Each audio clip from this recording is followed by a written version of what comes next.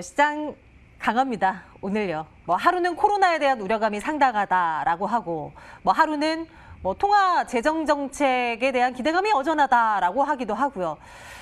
시장과 경제 현 상황의 괴리가 상당히 크다라는 지적을 매번 하면서도, 그러면서도 이 시장은 또 한 번 고를 외치면서 상단을 높여가고 있습니다. 자, 오늘은요. 이분과 함께 진짜 시황에 대한 이야기를 나눠볼 텐데 오늘 이분 전화로 좀 만나봐야 될 것 같은데요.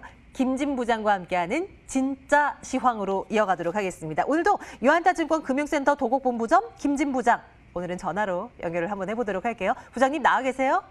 네, 안녕하십니까. 예, 안녕하세요. 이렇게 또 아쉽게 또 목소리만 듣게 되네요. 부장님, 오늘은 어떤 이야기를 좀 해볼까요? 네, 일단 시장이 소강 상태 이후에 다시 흐름이 나타나고 있는데요. 이 부분에서 조금 재미나게 좀 큰 흐름에서 재미난 점이 있어서 이 부분을 좀 말씀을 드려볼까 합니다.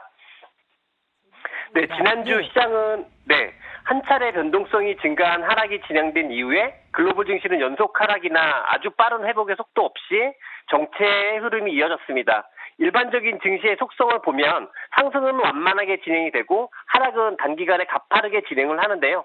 그러므로 지난주 한 차례 변동성 증가에 따른 하락이 나타났습니다만 그 이후 연속적인 하락이 나타나면서 추가 변동성 증가가 나타나지 않았다라는 점에서 글로벌 증시는 의미 있는 국면 전환을 하지 않았다라고 볼 수 있을 것 같고요. 지난주 우리가 살펴보았듯이 현재 국면은 경제 회복을 기대한 상승분에 대한 되돌림이 나타나고 있는 상황으로 보여집니다. 이런 가운데 3월 이후에 증시가 올라오는 과정에서 굉장히 특이한 부분이 있는데요. 글로벌 투자 자산의 움직임을 보게 되면 가장 위험한 자산과 가장 안전한 자산 모두 다 상승세를 보이고 있다는 점입니다.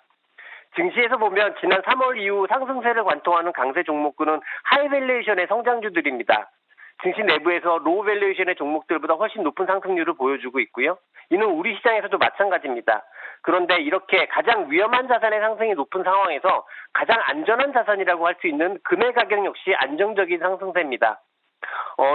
하이 밸류에이션의 상승세는 매일 확인을 하고 계시니까 금 가격 추이만 한번 볼 텐데요. 보시면 금의 추이는 상승률이 아주 높다라고 할 수는 없겠습니다만 확실히 우상향의 흐름을 보이고 있는 것은 확인이 됩니다. 간밤에도 상승세를 보였고요. 한마디로 정리해서 현재 글로벌 증시는 시장 상황은 가장 위험한 자산과 가장 안전한 자산에 동시에 투자가 되고 있는 양극단의 투자가 진행되는 상황이라고 하겠습니다. 참 아이러니해요. 그동안은 어떤 한 방향으로 이제 자금이 집중되는 그런 현상을 참 많이 보곤 했는데 지금 안전자산이라고 한다면 언뜻 떠오르는 것이 방금 흐름을 봤었던 금이나 채권 등등을 꼽을 수가 있을 것 같고요. 그리고 위험자산이라고 한다면 대표적으로 우리가 주식을 생각할 수 있을 텐데 양쪽 방향 다 이렇게 투자가 이루어진다라는 거죠. 이걸 우리 투자자분들은 어떻게 좀 이해를 하면 되겠습니까? 네, 우선 해석을 하기 전에 금이라는 안전자산의 속성을 한번 짚고 넘어갈 필요가 있을 것 같습니다. 제가 이제 금 가격을 표현하는 하나의 공식을 간단히 보여드릴 텐데요. 보시면 금은 안전자산인데요. 같은 안전자산으로 분리되는 채권과 달리 이자가 지급이 되지가 않습니다. 그래서 당연히 금리가 내려가면 금은 상승하는 구조입니다. 그런데 실질 금리는 명목금리에서 인플레이션을 뺀 금리이기 때문에 그렇기 때문에 결국 금은 인플레이션의 해지 상품, 즉 인플레이션이 높을 때 가격이 상승하는 구조를 가지고 있습니다. 현 시점에서 경기의 측면에서 볼 때 가장 큰 리스크가 무엇일까 생각을 해보면 아주 많은 분들이 인플레이션 리스크라고 하십니다. 보통 인플레이션 리스크라고 하면 증시의 가장 좋은 국면인데요. 주식 또한 인플레이션 해지 상품이기 때문입니다. 그런데 인플레이션이 증시에 좋을 경우는 수요가 견인하는 인플레이션이 발생할 때입니다. 즉 경기가 좋아서 인플레이션이 발생하고 이때 증시가 좋은 겁니다. 그런데 지금 우리가 걱정하는 가장 안 좋은 시나리오는 막대한 유동성을 즉 화폐를 공급하였는데 수요가 견인되지 않는 상황일 겁니다. 이러면 말 그대로 화폐 가치가 감소하는 인플레이션이 발생하게 되는데요. 이럴 경우에는 증시는 아마 강한 충격을 받을 거고 대신에 금의 경우에는 인플레이션 해지 효과라는 특성 때문에 그 어떤 자산보다 좋은 국면에 놓이게 됩니다. 그러므로 현재의 글로벌 증시의 동향을 정리를 해보면 막대한 유동성을 바탕으로 위험 자산에 대한 선호가 강력하게 나오고 있는 상황에서 동시에 현 시점 가장 큰 리스크라고 할 수 있는 화폐 가치에 하락을 금을 통해서, 금의 투자를 통해서 리스크 해지하고 있는 상황이다. 이렇게 볼 수 있을 것 같습니다. 말씀해 주신 대로 정말 극단적으로 양쪽에 놓여 있는 양끝까지 놓여 있는 그런 안전자산, 위험자산의 이 동시 투자가 이루어지고 있는 것이라면 혹여나 개인 투자자들의 입장에서도 뭐 이런 식으로 투자를 하라라고 지금 말씀을 주고 계신 것인지 아니면 뭐 어떤 지금 현재 포트폴리오 전략에서 뭔가 수정 사항이 필요를 하다라고 하시는 건지 조금 더 전략적인 측면에서도 고민을 해봐 주세요, 부장님. 네. 현 시점 각국의 정부가 쏟아부은 유동성의 정책 효과는 아직은 긍정적인 부분이 훨씬 많은 상황입니다. 경제활동 중단이 진행이 되면서 경기의 일시적 마비 상황에서 나타나는 한계 기업들의 발생과 신용경색을 현재 유동성 확장으로 방어하고 있는 상황이기 때문입니다. 연준의 CP 매입이나 회사채 매입이 바로 그런 정책들인데요. 덕분에 글로벌하게 현재는 부도율이 치솟고 있는 상황은 아닙니다. 그러므로 현재까지는 유동성 정책의 긍정적인 효과가 많고 그래서 경제활동이 재개되면 경기 회복을 여전히 기대할 수 있는 상황입니다. 그러므로 아직은 위험자산을 극도로 조심해야 되는 단계는 아니라고 판단이 되고요. 시장 친화적으로 보더라도 미국 증시나 우리 증시에서 하이밸류에이션 주도주들이 상승 추세가 견조하게 유지되고 상승하고 있다는 점에서 미리 보수적인 전략을 가지실 필요는 없을 것 같습니다. 다만 현 시점에서 현재까지 각국의 정부가 펼친 부양책들이 성공으로 가지 못하는 상황이 되면 어떤 현상이 벌어질까 생각해보면 아마 그것은 시중금리의 하락부터 나타나게 될 것 같습니다. 제가 자주 보여드리는 그래프인데요. 미국 10년물 그래프를 보시면 증시가 랠리를 보이는 구간 동안 특별한 방향 없이 박스권의 행보가 전개되었습니다. 그런데 여기서 시중금리가 이 박스권을 유지하지 못하고 레벨다운 하게 된다면 이는 경기의 재둔화 가능성을 암시하는 현상이라고 판단을 할 수 있습니다. 여기서 경기가 회복되지 못하고 경기가 다시 재둔화되는 상황이 되게 되면 화폐 가치에 의한 인플레이션이 본격화될 가능성이 있고요. 이럴 경우 증시는 충격을 받을 가능성이 높습니다. 그러므로 궁극적으로 현 시점에서 증시 리스크의 점검 요인 중 가장 중요한 부분은 시중금리의 동향이라고 할 수 있겠습니다. 즉 금리가 레벨다운 하는지 안 하는지의 여부를 관찰하는 것은 매우 중요해 보입니다.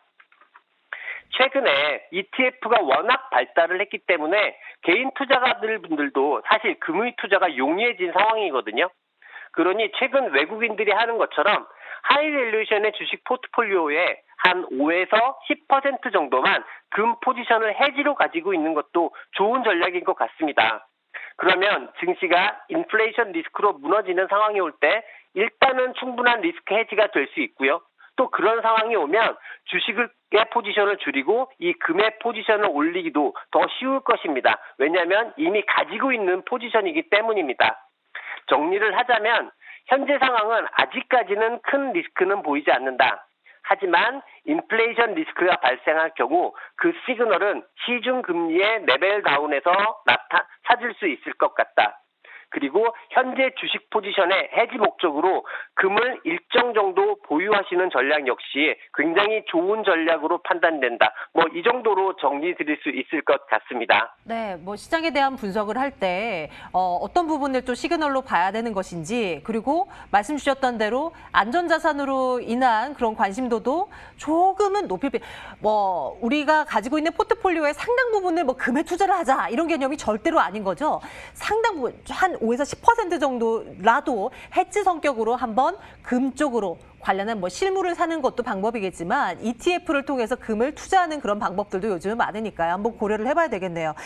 부장님, 네. 어쨌거나 이렇게 해지 수단으로 한 가지의 어떤 장치를 한번 말을 해둬 보고요. 그리고 또 이 올라가는 주식시장에서 소외받지 않으려면 또 주식시장으로도 적극적으로 가담을 해야 되는 그런 상황인 거잖아요.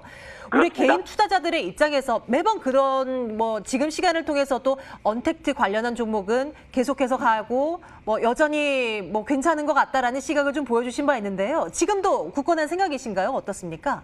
네, 계속해서 말씀을 드리는데 시장의 주도주는 네이버나 카카오고요. 네이버나 카카오가 무너지지 않는다라고 하면 현재 시장이 무너진다라는 가정을 할 이유는 아직은 없어 보이고요. 그렇다면 오늘도 어제부터 네이버나 카카오가 다시 강해지기 시작했으니까 시장은 다시 좋아지기 시작했다 이렇게 보시면 될 것 같고요. 이런 가장 위험한 자산의 포트폴리오와 금액 포트폴리오를 같이 가지고 계시면 보통 해지 상품을 가지고 있으면 좋은 상품이 올라갈 때 같이 빠지는데 최근에 금은 그렇지 않고 같이 올라가거든요. 그래서 충분히 효과가 좀 있으실 것 같습니다. 네, 잘 나가는 종목들은 종목대로 잘 나가고 또 안전자산으로 꼽히는 그런 금 같은 경우는 또 빠지지 않고 함께 또 올라가고 이런 양쪽의 상승 그리고 수익을 한번 바라보도록 할게요. 어쨌거나 포트폴리오의 조정은 조금은 좀 필요한 시점이 아닐까라는 지적 꼭 기억을 해두겠습니다. 유한타증권 금융센터 보고본부장 김진 부장과 함께했고요. 부장님 오늘도 고맙습니다. 네, 감사합니다. 네, 출발 마케돈 함께 하셨습니다. 앞서 말씀 계속 드렸던 대로 시장은 오늘 확실히 강한 모습으로 좀 자리매김을 하고 있습니다. 문제는 이제 이 상황이 오후장까지 계속 이어져야 된다는 거. 일단 1% 안팎의 상승을 진행되고 있는 그런 코스피, 코스닥 양지수이고요.